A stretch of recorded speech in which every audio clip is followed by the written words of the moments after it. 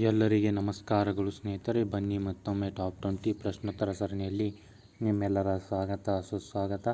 ಈ ಟಾಪ್ 20 ಪ್ರಶ್ನೋತ್ತರ ಸರಣಿಯನ್ನು ಹಿಂದಿನ ಪ್ರಶ್ನೆ ಪತ್ರಿಕೆಯಿಂದ ಆಯ್ಕೆ ಮಾಡಲಿರುವ ಪ್ರಮುಖ ಪ್ರಶ್ನೋತ್ತರಗಳಾಗಿವೆ ಸ್ನೇಹಿತರೆ. ಇದು ಮುಂಬರುವ PDO, ವಿಲೇಜ್ ಅಕೌಂಟೆಂಟ್, BMTC ಮತ್ತು ಇನ್ನಿತರ ಕಾಂಪಿಟೇಟಿವ್ ಎಕ್ಸಾಮ್ಗೆ ಬಹುಮುಖ್ಯವಾದ ಪ್ರಶ್ನೋತ್ತರಗಳಾಗಿವೆ ಸ್ನೇಹಿತರೆ.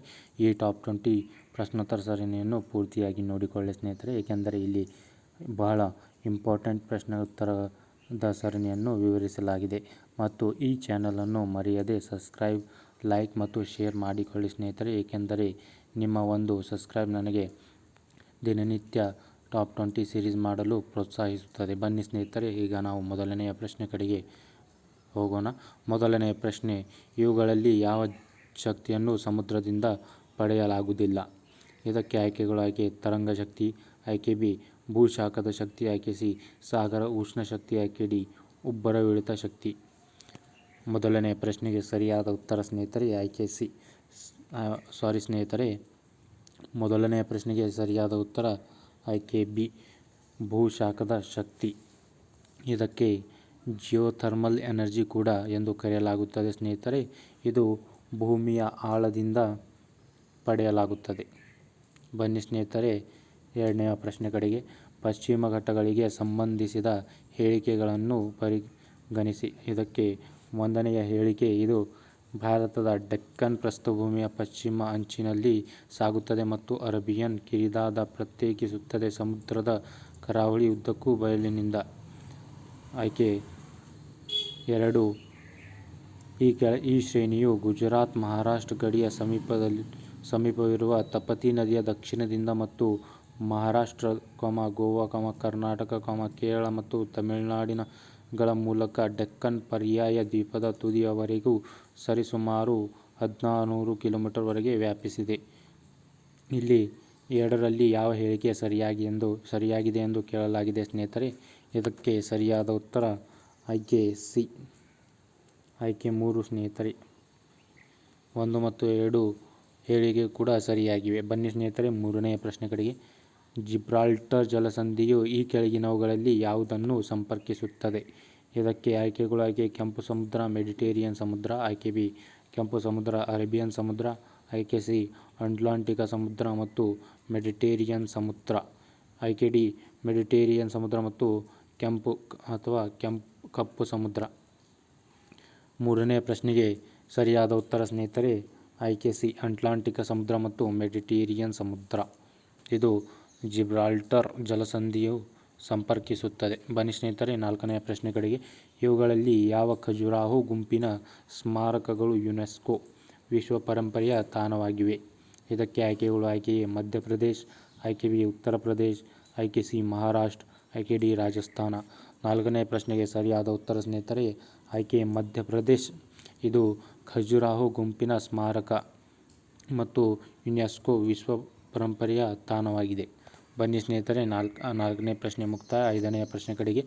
ಬೆಟ್ಟದ ಇಳಿಜಾರುಗಳಲ್ಲಿ ಮಣ್ಣಿನ ಸವೆತವನ್ನು ಯಾವುದರಿಂದ ಪರಿಶೀಲಿಸಬಹುದು ಅಥವಾ ಪರಿಶೀಲಿಸಬೇಕು?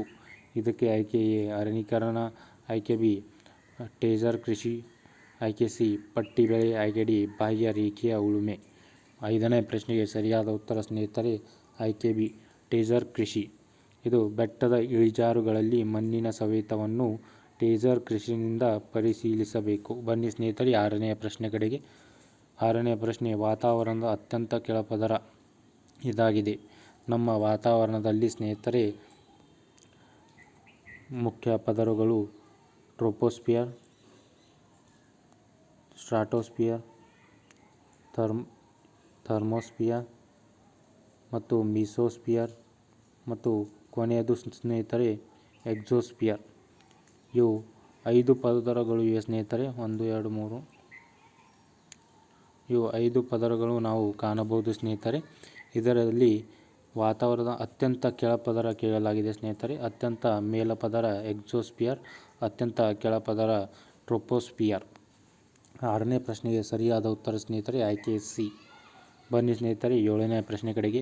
ಕೆಳಗಿನವುಗಳಲ್ಲಿ ಯಾವುದು ಸರಿಯಾಗಿ ಹೊಂದಾಣಿಕೆಯಾಗಲಿಲ್ಲ?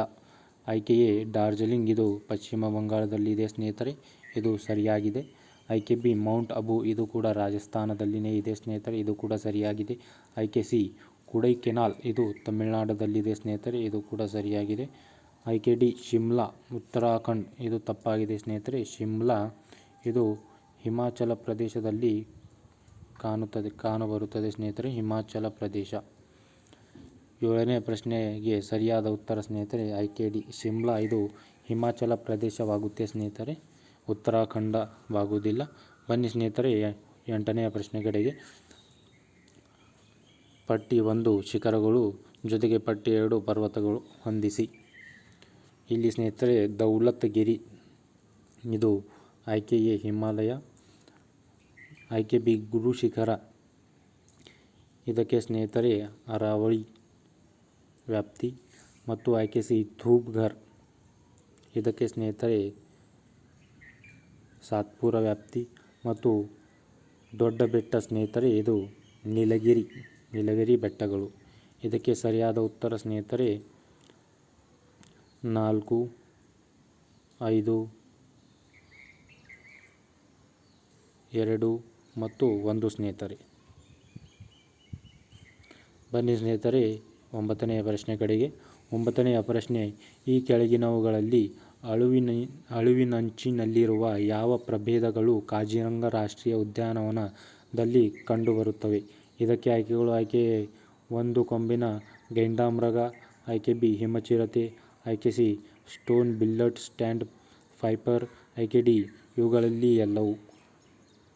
9ನೇ ಪ್ರಶ್ನೆಗೆ ಸರಿಯಾದ ಉತ್ತರ ಸ್ನೇಹಿತರೆ ಆಯ್ಕೆ 1 ಕೊಂಬಿನ ಗೆಂಡಾಮೃಗ. ಇದು ಅಳಿವಿನಂಚಿನಲ್ಲಿರುವ ಪ್ರಭೇದಗಳು ಕಾಜಿರಂಗ ರಾಷ್ಟ್ರೀಯ ಉದ್ಯಾನವನದಲ್ಲಿ 1 ಕೊಂಬಿನ ಗೆಂಡಾಮೃಗ ಕಾಣಿಸಿಬರುತ್ತದೆ ಸ್ನೇಹಿತರೆ. ಬನ್ನಿ ಸ್ನೇಹಿತರೆ 10ನೇ ಪ್ರಶ್ನೆ ಕಡೆಗೆ. ಇವುಗಳಲ್ಲಿ ಯಾವ ಅರಣ್ಯಗಳು, ಪಶ್ಚಿಮ ಘಟ್ಟಗಳು, ಈಶಾನ್ಯ ಪ್ರದೇಶದ ಬೆಟ್ಟಗಳು ಮತ್ತು ಅಂಡಮಾನ್ ನಿಕೋಬಾರ್ ದ್ವೀಪಗಳಲ್ಲಿ ಕಂಡುಬರುತ್ತದೆ? ಇದಕ್ಕೆ ಆಯ್ಕೆಗಳು: ಆಯ್ಕೆ ಎ ಮ್ಯಾಂಗ್ರೋವ್ ಕಾಡು, ಆಯ್ಕೆ ಬಿ ವನ ಪತನಶೀಲ ಕಾಡು, ಆಯ್ಕೆ ಸಿ ಉಷ್ಣವಲಯ ನಿತ್ಯ ಹರಿದ್ವರ್ಣ ಕಾಡು, ಆಯ್ಕೆ ಡಿ ಅರೆ ಮರುಭೂಮಿ ಮತ್ತು ಮರುಭೂಮಿ ಸಸ್ಯಗಳು. ಇದಕ್ಕೆ ಸರಿಯಾದ ಉತ್ತರ ಸ್ನೇಹಿತರೆ ಆಯ್ಕೆ ಎ ಮ್ಯಾಂಗ್ರೋವ್ ಕಾಡು. ಮತ್ತು ಬನ್ನಿ ಸ್ನೇಹಿತರೆ 11ನೇ ಪ್ರಶ್ನೆ ಕಡೆಗೆ ಹೋಗುವ ಮುನ್ನ ಈ ಚಾನಲನ್ನು ಮರೆಯದೆ ಸಬ್ಸ್ಕ್ರೈಬ್ ಮಾಡಿಕೊಳ್ಳಿ ಸ್ನೇಹಿತರೆ, ಏಕೆಂದರೆ ಇಲ್ಲಿ ದಿನನಿತ್ಯ ಟಾಪ್ 20 ಪ್ರಶ್ನೋತ್ತರ ಸರಣಿಯನ್ನು ನಡೆಸಲಾಗುತ್ತದೆ. ಇದು ಮುಂಬರುವ ಕಾಂಪಿಟೇಟಿವ್ ಎಕ್ಸಾಮ್ಗೆ ಬಹುಮುಖ್ಯವಾದ ಪ್ರಶ್ನೋತ್ತರಗಳ ಸರಣಿಯಾಗಿದೆ ಸ್ನೇಹಿತರೆ. ಮತ್ತು ಲೈಕ್, ಶೇರ್ ಮಾಡೋದು ಕೂಡ ಮರೆಯಬೇಡಿ ಸ್ನೇಹಿತರೆ, ಏಕೆಂದರೆ ಇದು ನನಗೆ ಹೆಚ್ಚಿನ ಮೋಟಿವೇಟ್ ಮತ್ತು ದಿನನಿತ್ಯ ವಿಡಿಯೋ ಮಾಡಲು ಪ್ರೋತ್ಸಾಹಿಸುತ್ತದೆ. ಬನ್ನಿ ಸ್ನೇಹಿತರೆ 11ನೇ ಪ್ರಶ್ನೆ ಕಡೆಗೆ. ಇವುಗಳಲ್ಲಿ ಯಾವುದು ಹೊಸ ರಾಷ್ಟ್ರೀಯ ಶಿಕ್ಷಣ ನೀತಿ, 220 ಜಾರಿಗೆ ತಂದ ಭಾರತದ ಮೊದಲ ರಾಜ್ಯವಾಗಿದೆ? ಇದಕ್ಕೆ ಆಯ್ಕೆಗಳು: ಆಯ್ಕೆ ಎ ಒಡಿಶಾ, ಆಯ್ಕೆ ಬಿ ಮಹಾರಾಷ್ಟ್ರ, ಆಯ್ಕೆ ಸಿ ಕರ್ನಾಟಕ, ಆಯ್ಕೆ ಡಿ ರಾಜಸ್ಥಾನ. 11ನೇ ಪ್ರಶ್ನೆಗೆ ಸರಿಯಾದ ಉತ್ತರ ಸ್ನೇಹಿತರೆ ಆಯ್ಕೆ ಸಿ ಕರ್ನಾಟಕ. ಬನ್ನಿ ಸ್ನೇಹಿತರೆ 12ನೇ ಪ್ರಶ್ನೆ ಕಡೆಗೆ. ಯಾವ ರಾಜ್ಯದ ರಾಜ್ಯ ಚುನಾವಣಾ ಆಯೋಗವು ಸ್ಮಾರ್ಟ್ ಫೋನ್ ಮೂಲಕ ಮತದಾನಕ್ಕಾಗಿ ಭಾರತದ ಮೊದಲ ಡ್ರೈ ರನ್ ನಡೆಸಲು ಸಜ್ಜಾಗಿದೆ? ಸ್ನೇಹಿತರೆ ಮತ್ತೊಮ್ಮೆ 12ನೇ ಪ್ರಶ್ನೆ ನೋಡಿಕೊಳ್ಳೋಣ. ಯಾವ ರಾಜ್ಯದ ರಾಜ್ಯ ಚುನಾವಣಾ ಆಯೋಗವು ಸ್ಮಾರ್ಟ್ ಫೋನ್ ಮೂಲಕ ಮತದಾನಕ್ಕಾಗಿ ಭಾರತದ ಮೊದಲ ಡ್ರೈ ರನ್ ನಡೆಸಲು ಸಜ್ಜಾಗಿದೆ? ಇದಕ್ಕೆ ಆಯ್ಕೆಗಳು: ಆಯ್ಕೆ ಎ ಆಂಧ್ರ ಪ್ರದೇಶ, ಆಯ್ಕೆ ಬಿ ತೆಲಂಗಾಣ, ಆಯ್ಕೆ ಸಿ ಕರ್ನಾಟಕ, ಆಯ್ಕೆ ಡಿ ಕೇರಳ. 12ನೇ ಪ್ರಶ್ನೆಗೆ ಸರಿಯಾದ ಉತ್ತರ ಸ್ನೇಹಿತರೆ ಆಯ್ಕೆ ಬಿ ತೆಲಂಗಾಣ. ಬನ್ನಿ ಸ್ನೇಹಿತರೆ 13ನೇ ಪ್ರಶ್ನೆ ಕಡೆಗೆ. UN ಹವಾಮಾನ ಬದಲಾವಣೆ ಸಮ್ಮೇಳನ COP26 ಎಲ್ಲಿ ನಡೆಯಿತು? ಇದಕ್ಕೆ ಆಯ್ಕೆಗಳು: ಆಯ್ಕೆ ಲಂಡನ್, ಆಯ್ಕೆ ಬಿ ಎಡಿನ್ಬರ್ಗ್, ಆಯ್ಕೆ ಸಿ ಪ್ಯಾರಿಸ್, ಆಯ್ಕೆ ಡಿ ಗ್ಲಾಸ್ಗೋ. 13ನೇ ಪ್ರಶ್ನೆಗೆ ಸರಿಯಾದ ಉತ್ತರ ಸ್ನೇಹಿತರೆ ಆಯ್ಕೆ ಡಿ ಗ್ಲಾಸ್ಗೋದಲ್ಲಿ COP26 UN ಹವಾಮಾನ ಬದಲಾವಣೆ ಸಮ್ಮೇಳನ ನಡೆಯಿತು. ಬನ್ನಿ ಸ್ನೇಹಿತರೆ 14ನೇ ಪ್ರಶ್ನೆ ಕಡೆಗೆ. ಕರ್ನಾಟಕದ ಸರ್ಕಾರವು ರಾಜ್ಯದ ಗ್ರಾಮೀಣ ಪ್ರದೇಶಗಳಲ್ಲಿ ಗರ್ಭಿಣಿ ಮತ್ತು ಹಾಲುಣಿಸುವ ಮಹಿಳೆಯರಿಗೆ ಪೌಷ್ಟಿಕಾಂಶದ ಅಗತ್ಯವನ್ನು ಪೂರೈಸಲು ಯಾವ ಯೋಜನೆಯನ್ನು ಪ್ರಾರಂಭಿಸಿದೆ? ಇದಕ್ಕೆ ಆಯ್ಕೆಗಳು: ಆಯ್ಕೆ ಎ ಉದಿಶಾ, ಆಯ್ಕೆ ಬಿ ಮಾತೃಪೂರ್ಣ, ಆಯ್ಕೆ ಸಿ ಮಿಡ್-ಡೇ ಮೀಲ್ ಅಥವಾ ಮಧ್ಯಾಹ್ನ ಭೋಜನ, ಆಯ್ಕೆ ಡಿ ಇವುಗಳಲ್ಲಿ ಯಾವುದೂ ಅಲ್ಲ. 14ನೇ ಪ್ರಶ್ನೆಗೆ ಸರಿಯಾದ ಉತ್ತರ ಸ್ನೇಹಿತರೆ ಆಯ್ಕೆ ಬಿ ಮಾತೃಪೂರ್ಣ. ಬನ್ನಿ ಸ್ನೇಹಿತರೆ 15ನೇ ಪ್ರಶ್ನೆ ಕಡೆಗೆ. ಈಗ 2023ರಲ್ಲಿ ಕರ್ನಾಟಕ ಹೈಕೋರ್ಟ್ ಮುಖ್ಯ ನ್ಯಾಯಮೂರ್ತಿಯಾಗಿ ನೇಮಕಗೊಂಡವರು ಯಾರು?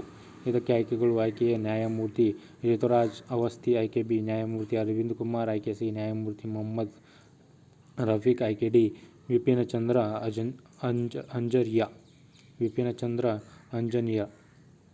15ನೇ ಪ್ರಶ್ನೆಗೆ ಸರಿಯಾದ ಉತ್ತರ ಸ್ನೇಹಿತರೆ ಆಯ್ಕೆ ಡಿ ವಿಪಿನಚಂದ್ರ ಅಂಜರಿಯಾ. ಬನ್ನಿ ಸ್ನೇಹಿತರೆ 16ನೇ ಪ್ರಶ್ನೆ ಕಡೆಗೆ.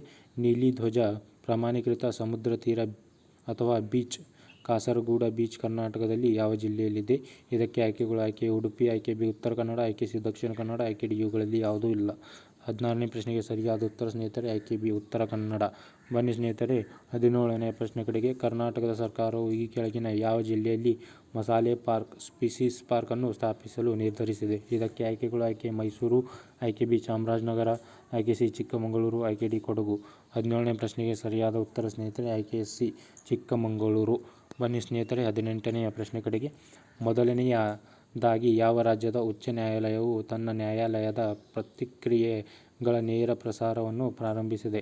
ಇದಕ್ಕೆ ಆಯ್ಕೆಗಳು ಆಯ್ಕೆ ಗುಜರಾತ್, ಆಯ್ಕೆ ಬಿ ತೆಲಂಗಾಣ, ಆಯ್ಕೆ ಸಿ ದೆಹಲಿ, ಆಯ್ಕೆ ಡಿ ಕರ್ನಾಟಕ. 18ನೇ ಪ್ರಶ್ನೆಗೆ ಸರಿಯಾದ ಉತ್ತರ ಸ್ನೇಹಿತರೆ ಆಯ್ಕೆ ಬಿ 18ನೇ ಪ್ರಶ್ನೆಗೆ ಸರಿಯಾದ ಉತ್ತರ ಆಯ್ಕೆ ಗುಜರಾತ್. ಬನ್ನಿ ಸ್ನೇಹಿತರೆ 19ನೇ ಪ್ರಶ್ನೆ ಕಡೆಗೆ. ಬಹಿಷ್ಕೃತ ಹಿತಕಾರಿ ಸಭೆಯನ್ನು ಸ್ಥಾಪಿಸಿದವರು ಯಾರು? ಇದಕ್ಕೆ ಆಯ್ಕೆಗಳು ಆಯ್ಕೆ ಮಹಾತ್ಮ ಗಾಂಧಿ, ಆಯ್ಕೆ B E V Ramaswamy Nayar, ಆಯ್ಕೆ ಸಿ ಎನ್ ಎಂ ಜೋಶಿ, ಆಯ್ಕೆ D B R Ambedkar.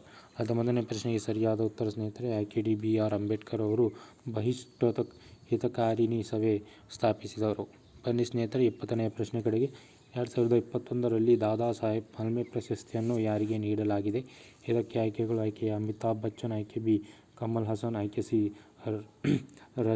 Rajinikanth, ಆಯ್ಕೆ ಡಿ ಮನೋಜ್ ಬಾಜ್ಪಾಯಿ. 20ನೇ ಪ್ರಶ್ನೆಗೆ ಸರಿಯಾದ ಉತ್ತರವನ್ನು ಕಮೆಂಟ್ ಮಾಡುವ ಮುಖಾಂತರ ತಿಳಿಸಬೇಕೆಂದು ಕೇಳಿಕೊಳ್ಳುತ್ತೇನೆ ಸ್ನೇಹಿತರೆ.